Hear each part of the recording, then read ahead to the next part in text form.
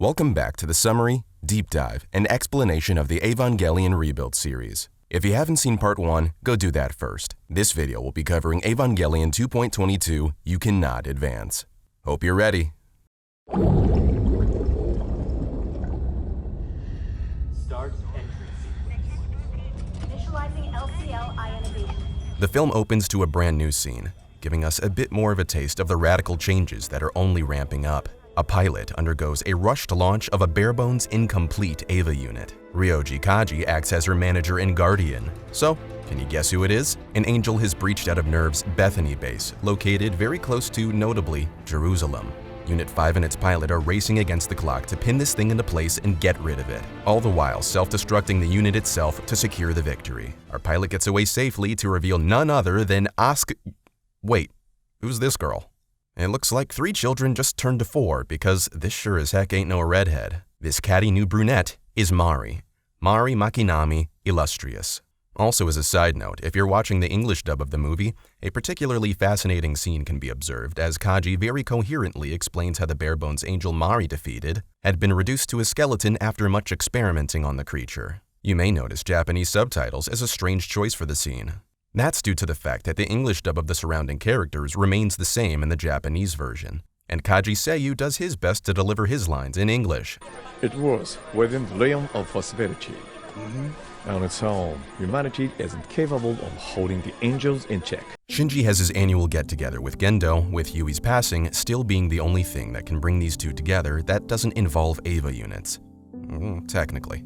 Yui's death seems to have been the breaking point for these two, as ever since her passing, Shinji became much more of a loner, probably due to Gendo's outright abandonment of him, with Gendo wanting much more to focus on his work. Neither has really moved past these misgivings, and it still acts as a splint that drives each other away, keeping any kind of functional family relationship as far out as the moon. The time comes to go their separate ways as Gendo retreats to an aircraft with Rei. You're an idiot! Someone's getting watched very closely, it seems. While on a direct route back to headquarters, Misato and Shinji get word of a brand new surprise threat. There's another angel that's come to say hello, and as they can spot this creature waddling nearer from the horizon, Evangelion Unit 2 makes its debut. This is finally the second child. This is none other than our classic girl with an attitude, sassy redhead, Miss Asuka Langley Shikinami. She's got a new last name, huh? With a stylish, familiar kick, Unit 2 eliminates the threat in a timely manner, showing up just about every other pilot in terms of battle readiness. Upon mission complete, she briefly reconvenes with Misato, clearly already having an established relationship with her. But upon meeting child number 3, she makes it very apparent from the start that she quite honestly expected better. Kaji is still up to some mysterious funny business, as he's delivered a very familiar cryptic case of something to Gendo. But this time around, it doesn't look like he's double or triple crossing just about anyone. Only, what the heck is this? That's no Adam embryo. Instead, this package contains the key of Nebuchadnezzar. Asuka's moving in, with quite a bit of her things already here with her. She quickly butts her way into the Katsuragi household, expecting Shinji to hit the road, but nope, this is all a part of Misato's plan. Although they've barely had any interactions so far, the idea behind this plan is to get our second and third child on better terms so as to perform more in sync on the battlefield. Fun, wholesome household antics ensue, while Rei is left 2 pills for dinner. Asuka Langley Shikinami notably plays with a doll in privacy, sort of a puppet doll, one named Asuka. We're remixing the last name and character-related trauma, it seems. Asuka from Neon Genesis Evangelion would never be caught dead behaving this way, for very deeply seated reasons. I wonder what this implies. Miss Shikinami has finally established herself as a fellow housemate and now a fellow classmate at Shinji's school. 3 pilots all in the same homeroom class. Adorable! Anyways, back to the routine. Daily commutes, class, gaming, Gendo and Fuyutsuki visiting a top-secret lunar base that's Seele control, Kaworu jump scare, you know, the usual. It's field trip time for Shinji's class, and just like the original, Eva pilots are not permitted to go— You're not gonna pass on a trip with your class. Oh wait, they get to go this time? I guess rest in peace to the Magma Diver episode, but in place of that, some good Rei moments are splashed into the plot, never seen before. In the dismal, horribly crimson waters of the ocean, an operation is being run to save the sea as well as preserve its many diverse species of aquatic life. So, it's aquarium time. Miss Shikinami keeps a close eye on Shinji, while he and Rei get to talking. Rei expresses how she can sympathize with caged creatures, how they're just like her. From what we already know, yeah, that tracks. Lunchtime comes as I begin to wonder where exactly are all of Shinji's other classmates. Wasn't this a school field trip? Anyways, Rei decides not to touch her food as she's a vegetarian, but Shinji quickly finds a workaround as he's prepared some miso soup that just about gets the job done. Sharing food. Such a simple idea begins winding the gears in Rei's mind. Also, do you like Karekano, also known as His and Her Circumstances in English, the heartthrob original manga series from 1995 about the slowly developing romance between two straight-A students that get at each other's throat to outdo each other, only to realize that their misunderstandings and competitive playfulness actually make them a perfect fit for each other? Animated by Gainax in 1998, it's definitely not the most notable of Gainax's lineup, but I love it, and if you love it, then I have a great big surprise for you. Much of the music from Karekano has been updated and reused for the purposes of telling the rebuild story. Even with Karekano being a blatant romance series in stark contrast to Evangelion, the music from it fits perfectly, most likely due to still being composed by Shiro Sagisu, who's already brought us Neon Genesis Evangelion soundtrack. Kaji wants to tell us something, but he needs to set the mood. What was once a song meant for a couple to relish in the privacy that they so rarely got with each other 私は有馬以外の人に甘えたいとは思わないって言ったこと。 is now being repurposed to explain the second impact. Whereas the second impact has been known as the day that Adam explosively erupted from his resting place in the Antarctic, it has also undergone some tweaks. Misato's father was still researching the ancestral being and still met his end on that occasion, but we've got visuals of a collection of angelic beings, as well as several spears. Whatever happened to Adam, it seems like there isn't just one of him anymore. New Angel time, and just as Ramiel got a remix, so too do both Liliel and Sahaquiel, those previously being the 10th and 12th angels. They are now the 8th angel together. I know you can see the Liliel, so give it a moment for the Sahaquiel to come out. The plan to deal with this new threat is probably the most straightforward one yet. It's falling, so catch it. All 3 units are deployed and race to reach the creature's imminent crash site, with a sudden burst of speed coming with a sort of shapeshifting within the angel itself. See, there it is. Shinji holds the creature in place as Rei secures the core, and Shikinami is able to secure the killing blow. Nice job, everyone. Upon a mission complete, Gendo asks to speak with Shinji, in which he congratulates the young pilot on a job well done. That's huge for him. Shikinami laments as to how she wasn't able to do everything herself. Girl got the winning hit, but alright. It's sleepover time as Shikinami stumbles her way into Shinji's room for a sudden late-night talk. It seems that she's beginning to find comfort in the idea of being with others, or at least Shinji. In a moment of vulnerability, the two are able to clear the air and get to talking on a much more personal level. This gives Shinji the perfect opportunity to ask a familiar question as to why Shikinami pilots her Eva. She does not boast or gloat.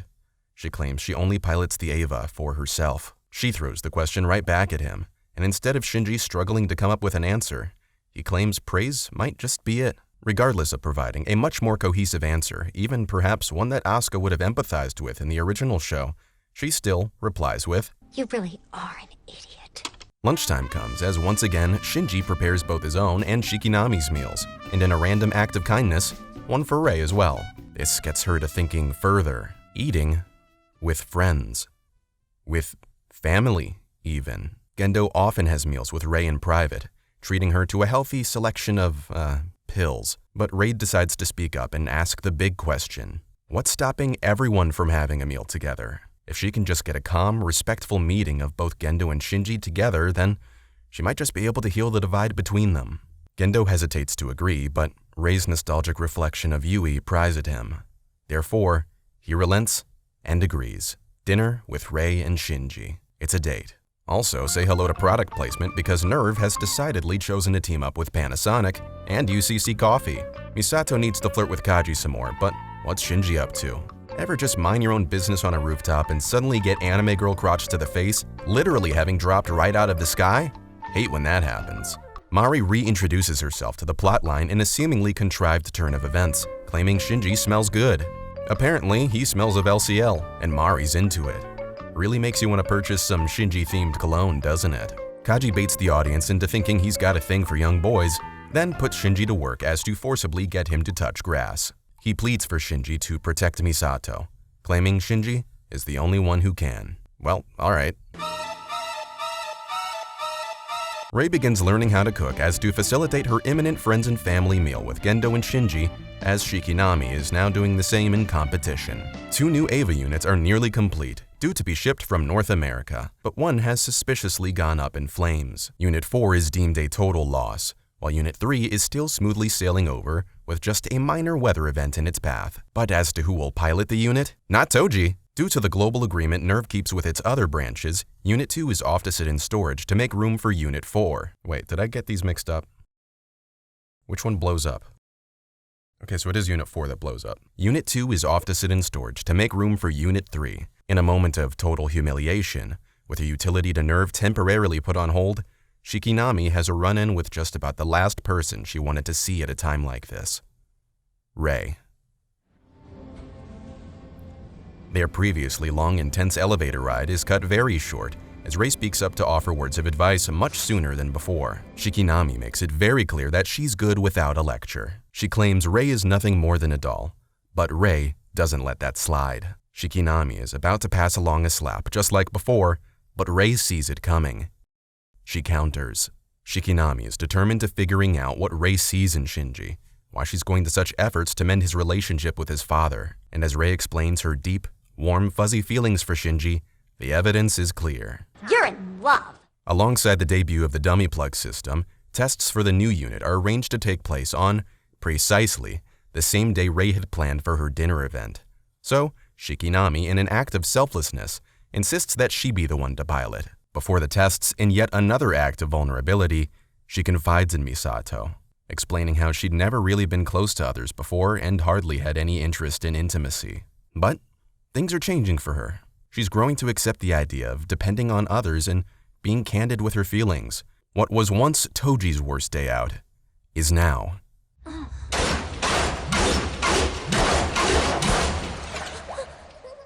Shikinami's. That's no Eva, or at least not anymore.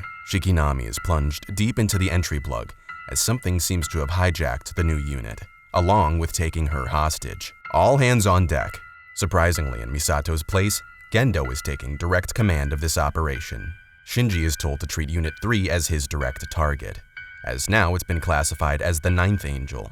But upon seeing it, Shinji can immediately connect the dots. He suddenly parses that Shikinami must be the one inside. Therefore, he refuses to fight. He can't live with the guilt of possibly harming his fellow pilot, his friend, therefore resists all direct orders to fight, as Unit 1 is being invaded as well now. With absolutely no patience for his very own son, Gendo activates the dummy plug system. Shinji's control over the unit is severed, as Unit 1 begins dominating Unit 3. NERV staff are amazed. Shinji is horrified, as he can't even try to know what's happening. Unit 1 starts tearing away, mutilating. Once again, it's overkill. Wait now, that's the entry plug. It's already been severed from the unit. Come on, don't munch on it. Come on, Unit 1, don't munch. Ah, damn. Shinji regains control over his unit and throws the biggest temper tantrum throughout all of NERV, as Unit 1 begins curb-stomping the very foundations of the base, and with Gendo having absolutely no patience once again, puts an end to it by force. In a familiar sunset-bathed train, Rei once again watches over and has harsh words to share, as Shinji resolves to get rid of the Walkman, the single memento of his father's, that he now takes no pride in keeping. Shikinami undergoes treatment for her brutal, deadly day out, as she's been potentially corrupted by the angel that body snatched her. But Ritsuko assures us that she'd never be let go of, so to speak. We can't have that, as Miss Shikinami is simply far too valuable of a specimen. NERV is now down to 3, or rather, 2 pilots. Shinji quits again. Gendo counters this resolve, claiming Shinji is simply being a child, that he can't see the full picture. How Gendo can claim such a thing when he shuts everyone out of his master plan is beyond confusing. However, he bluntly berates our protagonist, telling him, Shinji, grow up. Shinji claims he has absolutely no idea how to do such a thing. If being a grown-up means disposing of friends and family without a second thought, maybe being a child is best. Shinji is now off to be relocated, claiming that he has absolutely no interest in NERV, all of the expectations thrust upon him, and especially not his father's Walkman. It's a pretty stupid time to stop saving the world though, since… Attention! A state of emergency has just been declared by the government. New Angel time, and it breaks through the geofront effortlessly. Kaoru jump scare. Unit 2 is back out and ready for action. Shikinami got better a lot faster than expected. Wait, what? Mari, how are you piloting Unit 2? What happened with all that pickiness these units typically suffer from? Unit 1 still refuses to operate through the dummy system, so at the very least, that's still the same. As Unit 2 is clearly ill-equipped to deal with this new threat on its own, Mari does something never before seen within a unit. She manually, on command, unlocks the unit's restraints and forcibly enters beast mode.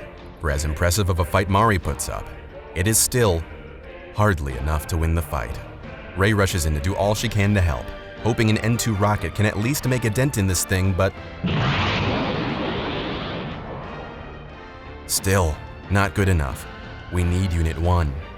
As Shinji rests inside of a bunker meant for the general population, something crashes through the walls, exposing to him just how bad this fight is truly going. Shinji is met face to face with Unit 2's grim, beast mode head, as Mari guffaws at the situation, claiming that if Shinji still refuses to pilot, then he needs to get the heck out of here. So as to help him out and maybe even push him to taking action, yoink! Breathe in the smoke and taste the LCL, Shinji.